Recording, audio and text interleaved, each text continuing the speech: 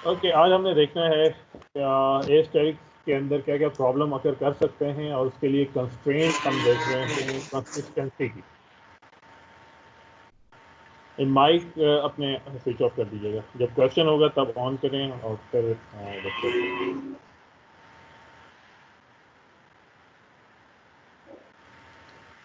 अब हमारे सामने ये एक ग्राफ है जिस पे एस्टेरिक्स इम्प्लीमेंट करने की कोशिश की गई है। इस पे देखते हैं कि क्या प्रॉब्लम जो है वो अगर कर सकते हैं। एस्टेरिक्स के लिए हमें जहन में है कि हमने क्या चीज़ करनी है। फंक्शन जो हमारे पास है वो इसका है g of n plus h of n की कॉम्बिनेशन से होते हैं। जो हमारे पास इस ग्राफ में हमें नज़र आ रहे हैं, ये वैल्यूज हमें हेरिस्टिक की वैल्यू एच ऑफ एन की वैल्यूज दी हुई हैं, और ये वैल्यूज जो हमारे पास हैं ये हमारे पास एक आर्क की लेंथ हमारे सामने आ रही है। हमने स्टार्ट किया ट्री पे कि स्टार्टिंग पॉइंट पे हमारे पास यहाँ पे डिस्टेंस जो कवर हो चुका है जी ऑफ एन, उसकी वैल्यू है 0 और हेरिस्टिक की वैल्यू हमारे पास है 2। यहाँ से हमने बकेट में ऐड किया, इसके चाइल्ड जो हैं फिर वो लेटर हमने बकेट में ऐड किए, तो एक चाइल्ड हमारे पास ए और सेकेंड चाइल्ड हमारे पास जो है वो है बी। अब बी और ए जो है अपनी कौन सी वैल्यूज रखेंगे कि बी के पास एच ऑफ एन जो है वो हमारे पास है 1 और इसके पास जी ऑफ एन जो है वो distance from starting that is 1, तो हमारे पास डिस्टेंस हो गया 1 + 1। ए के पास ह्यूरिस्टिक वैल्यू है हमारे पास 4 और जो इसका डिस्टेंस स्टार्ट से कवर हुआ है 1, तो हमारे पास ये वैल्यू आ गई। टोटल इसका आंसर हुआ 5, ये आंसर है हमारे पास 2। बकेट में से हमने पिक किया smallest value, smallest value pick कर रहे हैं तो हमने बी वैल्यू को पहले पिक कर लिया बकेट में से। बी को पिक करते हैं तो हमारे पास डायरेक्शन सिर्फ एक सी का आ रहा है, सी को बकेट में ऐड किया तो हमारे पास क्या आया, हेरिस्टिक वैल्यू इसकी 1 है। डिस्टेंस जो कवर हो चुका जी ऑफ एन वो 2 + 1 3, तो टोटल डिस्टेंस हो गया हमारे पास 4। अब बकेट में हमारे पास दो वैल्यूज हैं ए और सी, ए और सी मौजूद है। स्मॉलेस्ट वैल्यू कौन सी है, सी की।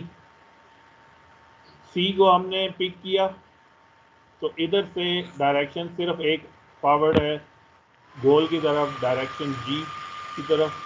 तो जी पे ह्यूरिस्टिक वैल्यू क्योंकि रीच कर चुके हैं 0 और हाँ टोटल जो डिस्टेंस कवर हुआ है 3 + 2 + 1, तो टोटल हमारे पास वैल्यू आ गई 6। क्या हुआ, बकेट में वैल्यू रिसीव हो गई। अगर आप फौरन ही रोक रहे थे तो आपने जो शॉर्टेस्ट पाथ लेके आना था वो शॉर्टेस्ट पाथ हमारे पास नहीं आया, वो आया 6 और आना हमारे पास क्या चाहिए था, 1 + 1 + 3, यानी टोटल आंसर आना चाहिए था हमारे पास 5, लेकिन आया हमारे पास आंसर 6।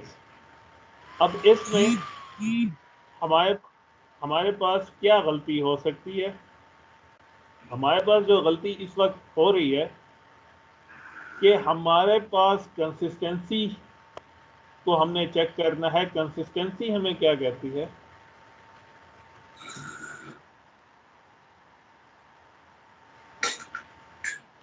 कंसिस्टेंसी का इशू हमारे पास ये है कि जब भी हेरिस्टिक की एक वैल्यू आप चेक आउट करेंगे वो नेक्स्ट नोड पे होने वाली heuristic value plus R cost से कम होना चाहिए। दोबारा सुन लें, heuristic value of A should be less or equal to r cos from a to c plus heuristic value of c।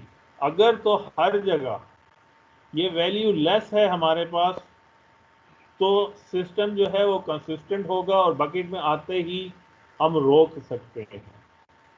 और जब ये शर्त पूरी नहीं हो सक रही है, हम किसी एक पॉइंट पे भी हम ये ढूंढ लेते हैं कि जो पहले अकर किया था उसकी हेरिस्टिक वैल्यू ज्यादा थी।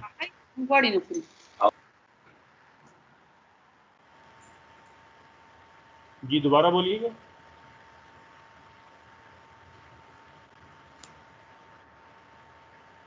क्या क्वेश्चन किए? अच्छा, दोबारा हम आगे स्टार्ट कर लेते हैं। कंसिस्टेंसी की हमारे पास शर्त क्या है कि स्टार्टिंग पॉइंट ए का जो हेरिस्टिक वैल्यू होनी चाहिए वो लेस होनी चाहिए cost from A to C plus heuristic value of C. ये माइक काइंडली ऑफ कर लेते हैं, ये सारे माइक ऑफ कर लें काइंडली। जब ये शर्त हमारे पास पूरी हो रही हो तो हम कहते हैं कि हमारे पास हेरिस्टिक्स जो हैं वो कंसिस्टेंट हैं, और कंसिस्टेंट हेरिस्टिक की बेस पे जैसे ही वैल्यू रिसीव हो हम रोक सकते हैं और सिस्टम को कह सकते हैं कि हमारे पास ए स्टेरिक जो है ऑप्टिमैलिटी की शर्त पूरी कर रहा है। लेकिन जब हमारे पास ये शर्त कंसिस्टेंसी की पूरी ना हो रही हो तो ऑप्टिमैलिटी की शर्त जो है वो ड्रॉप हो जाएगी। तो हमारे पास दो शर्तें हो गई। एक शर्त हमने पहले देखी थी एडमिसिबिलिटी की, कि हेरिस्टिक जो है उसकी एक्चुअल कॉस्ट से कम होना चाहिए। ये हमारे पास है एडमिसिबिलिटी की शर्त। और कंसिस्टेंसी की शर्त हमारे पास क्या है कि किसी भी पॉइंट पे हेरिस्टिक की value should be less than cost from next from A to C या current node to next node plus heuristic of the next node. तो इससे अगर ये लेस और इक्वल रहेगी तब हमारे पास सिस्टम जो है जो हेरिस्टिक जो है that will be called as consistent heuristic. और कंसिस्टेंट हेरिस्टिक होंगे तब हमारे पास ए स्टेरिक ग्राफ जो है वो ऑप्टिमल होगा। ठीक है।